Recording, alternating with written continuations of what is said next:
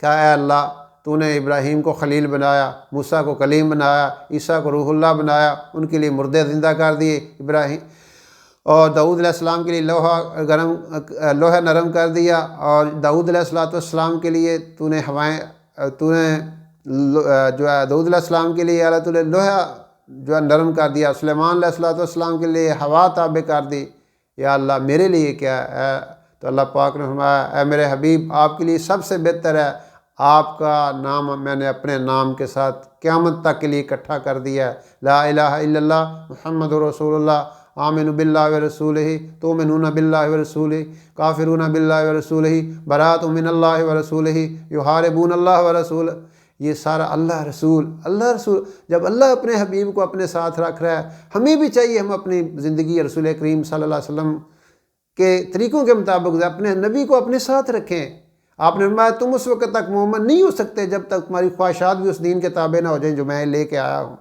تو یہ اللہ نے اپنے نبی کو مقام دیا، اور پھر وہاں پہ اللہ تعالیٰ نے 50 نمازیں دی۔ واپس آ رہے ہیں، موسیٰ علیہ السلام ملتے ہیں، کیا لے کے؟ اللہ نے مجھے 50 نمازیں دی، کہا واپس چاہیے، یہ کم کروائیے۔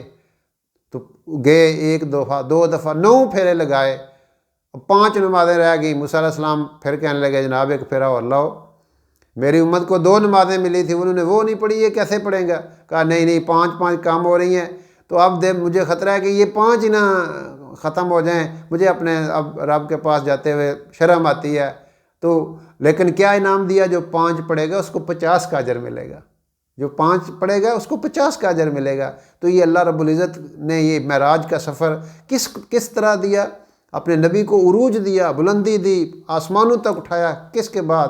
واقعہ طائف کے بعد، جب آپ پہ سخت مشقت آئی، سخت مصیبت آئی، اور آپ کو لوگوں نے سخت انداز میں جو ہے نا وہ تکالیف دی، جیسے کسی چیز کو پریس کیا جاتا ہے ایک دم اٹھتی ہے، ایسی اللہ پاک اپنے نبی علیہ السلام کی تکالیف کے بعد آپ کو یہ انعام دے رہے ہیں۔ اپنے پاس بلایا معراج کے موقع پہ، اور آسمانوں پہ اپنی نشانیاں دکھائیں، اپنی ملاقات کا شرف بخشا، اور پھر یہ آنے والی ساری انسانیت کے لیے ایک پیغام دے گئے کہ یہ آنے والے حالات ہیں۔ اپنی نبی علیہ السلام کو آنکھوں سے یہ دکھایا، آنکھوں دیکھا حال آپ نے اپنی امت کو آ کے بتایا، میری امت یہ حالات آنے والے ہیں، اس کی تیاری کرو۔ تو اللہ رب العزت اپنے نبی علیہ السلام کو یہ جو واحد صورت ہے جو سبحان سے شروع ہوتی ہے، اور پھر اللہ تعالیٰ نے سورۃ نجم کے اندر آسمانوں کے حالات بیان کیے، اور سورہ اسراء کے اندر زمین کے جو آپ کا بیت اللہ سے لے کے بیت المقدس تک سفر تھا وہ سارا کے سارا بیان کیا۔ تو یہ اللہ کی بہت بڑی قدرت ہے، اور یہ انہی سارے کے سارے جو ظاہری چیزیں تھیں، ظاہری اسباب اس سے مبرہ تھی، اس لیے اللہ تعالیٰ نے سب سے پہلے جب ابو بکر صدیق رضی اللہ تعالیٰ عنہ سے کہا گیا، قریش مکہ نے کہا یہ کیسے ممکن ہے؟